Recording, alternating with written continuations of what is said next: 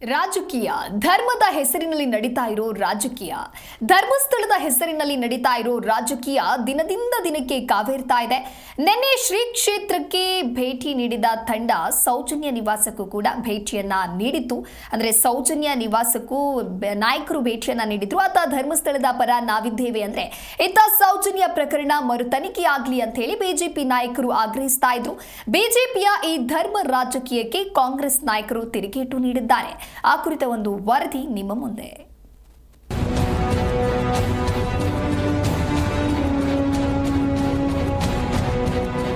ಸಾಲು ಸಾಲು ನಾಯಕರ ದಂಡು, ದಿನಕ್ಕೊಂದು ಪಕ್ಷದ ಯಾತ್ರೆ, ರಾಜ್ಯದ ಪವಿತ್ರ ತೀರ್ಥಕ್ಷೇತ್ರ ಧರ್ಮಸ್ಥಳದ ಹೆಸರಿನಲ್ಲಿ ರಾಜಕೀಯ ಜೋರಾಗಿ ನಡೀತಾ ಇದೆ.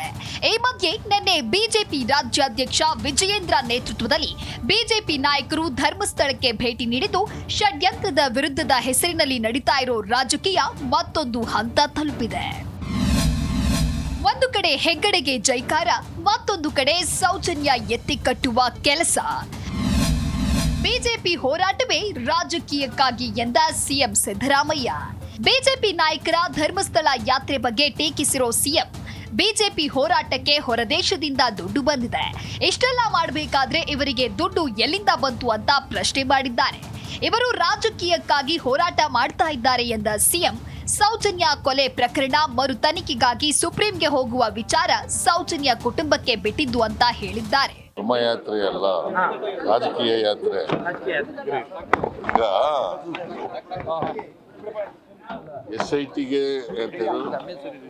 SIT ತನಿಖೆ ಮಾಡ್ತಾ ಇದೆ. ನಮ್ಮ ಪೊಲೀಸ್ನವ್ರ ಮೇಲೆ ನಂಬಿಕೆ ಇಲ್ಲ. NIA ಮಾಡಿ ಅಂತ ಹೇಳ್ತಾರೆ ಅಲ್ವಾ, ತನಿಖೆ ಮಾಡಿ ಅಂತ. ಇದು ತನಿಖೆ ನಡೀತಾ ಇರೋದು ಯಾವುದು?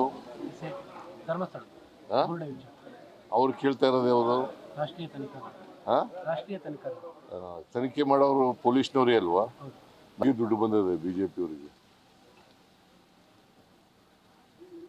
ಬಿಜೆಪಿ ಅವ್ರಿಗೆ ಇಷ್ಟೆಲ್ಲ ಮಾಡ್ಬೇಕಾದ್ರೆ ಎಲ್ಲಿಂದ ಬರ್ತದೆ ದುಡ್ಡು ಇವ್ರಿಗೆ?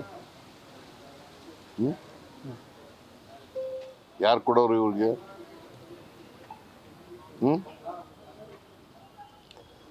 ರಾಜಕೀಯವಾಗಿ ಎಲ್ಲ ವಿಚಾರಗಳನ್ನು ರಾಜಕೀಯವಾಗಿ ಬಳಸಕ್ ಹೋಗ್ಬಾರ್ದು. ರಾಜಕೀಯ ಮಾಡಲಿ, ವಿರೋಧ ಪಕ್ಷದವರು ಟೀಕೆ ಮಾಡಲಿ ಸರ್ಕಾರದ ಮೇಲೆ, ಬಟ್ ಎಲ್ಲಾನು ರಾಜಕೀಯಗೊಳಿಸ್ಬಾರ್ದು. CBI ಯಾರ ಅಧೀನದಲ್ಲಿರೋದು? ಸೆಂಟ್ರಲ್. ಅವರು ತನಿಖೆ ಮಾಡಿ ವರದಿ ಕೊಟ್ಟಿದ್ದಾರೆ. ಈಗ ಸುಪ್ರೀಂ ಕೋರ್ಟ್ಗೆ ಹೋಗಿ ಅಂತ ಹೇಳ್ತಾ ಇರೋರು ಯಾರು? ಇವರೇ. ಅದರಿಂದ ಏನಂತ ಹೇಳೋದು? ಸೌಜನ್ಯ ಕೇಸು ಯಾರ ಮೇಲೆ ಆರೋಪ ಮಾಡ್ತಾ ಇರೋದು? ಇವರು ಯಾರ ಪರ? ಒಂದ್ ಕಡೆ ವೀರೇಂದ್ರ ಹೆಗ್ಗಡೆ ಅವ್ರ ಪರ ಅಂತ ಹೇಳ್ತಾರೆ, ಇನ್ನೊಂದ್ ಕಡೆ ಸೌಜನ್ಯ ಪರ ಅಂತ ಹೇಳ್ತಾರೆ. ಯಾರ ಪರ ಇರೋದು ಇವರು? CBI ಯಾರ ಅಧೀನದಲ್ಲಿ ಇರೋದಯ್ಯ? ಇವರು ಕೇಂದ್ರ ಸರ್ಕಾರದ ಏಜೆನ್ಸಿನೇ ಎಲ್ಲ ಮಾಡಿರೋದು, ತನಿಖೆ ಏಜೆನ್ಸಿ. ಈಗ ಸುಪ್ರೀಂ ಕೋರ್ಟ್ಗೆ ಹೋಗ್ತೀವಿ ಅಂತಾರೆ. ಹೋಗೋದು ಬಿಡೋದು ಸೌಜನ್ಯಕ್ಕೆ ಸೇರೋದು, ಫ್ಯಾಮಿಲಿಗೆ ಸೇರಿದ್ದು. ಇವರು ಯಾರ ಪರ ಇದ್ದಾರೆ? ಒಂದ್ ಕಡೆ ವೀರೇಂದ್ರ ಹೆಗ್ಗಡೆ ಅವ್ರಿಗೆ ಜೈಕಾರ ಹಾಕ್ತಾರೆ, ಇನ್ನೊಂದ್ ಕಡೆ ಸೌಜನ್ಯ ಎತ್ಕಿಡ್ತಾರೆ. ಇನ್ನು ಸಚಿವ ಮಧು ಬಂಗಾರಪ್ಪ ಧರ್ಮಸ್ಥಳಕ್ಕೆ ಹೋಗೋರು ಅದೇ ರೀತಿ ಪ್ರಜ್ವಲ್ ರೇವಣ್ಣ ಕೇಸ್ನ ಸಂತ್ರಸ್ತೆಯರ ಮನೆಗೆ ಹೋದ್ರೆ ನಿಜಕ್ಕೂ ಬೇಷ ಅಂತಿದ್ದೆ ಅಂತ ಕೌಂಟರ್ ಕೊಟ್ಟಿದ್ದಾರೆ. ನನಗನ್ಸುತ್ತೆ ಬರೀ BJP ಅವರಲ್ಲ, ಈವನ್ ಜನತಾದಳದವರು ಕೂಡ ಇದನ್ನ ಪ್ರಜ್ವಲ್ ವಿಚಾರದಲ್ಲಿ ಯಾರ್ಯಾರು ತೊಂದರೆಯಲ್ಲಿ ಪಟ್ರಲ್ಲ, ಆ ಸಂತ್ರಸ್ತರ ಮನೆಗೆ ಹೋಗ್ಬಿಟ್ಟಿದ್ದಿದ್ರೆ ನನಗನ್ಸುತ್ತೆ ನಿಜವಾಗ್ಲೂ ಇವರಿಗೆ ಬೇಷ್ ಅನ್ಬೋದಾಗಿತ್ತು. ಧರ್ಮಸ್ಥಳಕ್ಕೆ ಹೋಗ್ಬೇಕು, ಇವ್ರು ಮಾಡಬೇಕು, ಇಲ್ಲ ಅಂತೇಳಿ ಹೇಳೋದಿಲ್ಲ, ಅದು ಕರ್ತವ್ಯ ನಮ್ಮದು. ಅವ್ರು ಮಾಡ್ಕೊಳ್ಳಿ, ಈ ದೇಶದೊಳಗೆ ಆ ಫ್ರೀಡಮ್ ಇದೆ.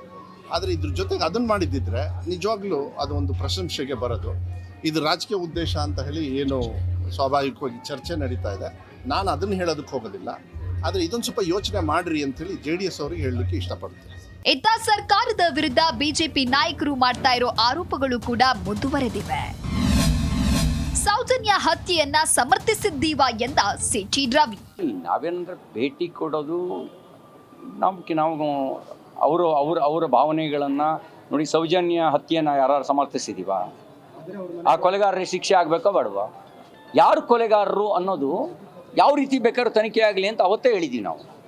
ಹಾಗಾಗಿ ನಾವು ಹೇಳೋದೇನು ಅಂತಂದರೆ ಆ ಕಾರಣಕ್ಕೆ ಅವ್ರು ಹೇಳಿದ ಎಲ್ಲದಕ್ಕೂ ನಮ್ಮ ಸಹಮತ ಇದೆ ಅಂತ ನಾವೇನು ಹೇಳಿದ್ದೀವ? ಹಾಗೇನಿಲ್ಲ. ಅತ್ತ ವೀರೇಂದ್ರ ಹೆಗ್ಗಡೆಗೆ ನಮ್ಮ ಬೆಂಬಲ ಅಂತಿರೋ ಬಿಜೆಪಿ ನಾಯಕರು ಇತ್ತ ಸೌಜನ್ಯ ಕೇಸ್ ಮರು ತನಿಖೆಯಾಗಲಿ ಅಂತಿದ್ದಾರೆ. ನಿಜಕ್ಕೂ ಬಿಜೆಪಿ ನಾಯಕರು ಯಾರ ಪರ ಅನ್ನೋದು ಕಾಂಗ್ರೆಸ್ ನಾಯಕರ ಪ್ರಶ್ನೆ. ಇಂಥ ರಾಜಕೀಯದ ಮಧ್ಯೆ ಪ್ರಕರಣದ ಮರು ತನಿಖೆ ಆದ್ರೂ ನಿಷ್ಪಕ್ಷಪಾತವಾಗಿ ನಡೆಯುವುದಕ್ಕೆ ಸಾಧ್ಯನಾ ಅನ್ನೋದೇ ಪ್ರಶ್ನೆ.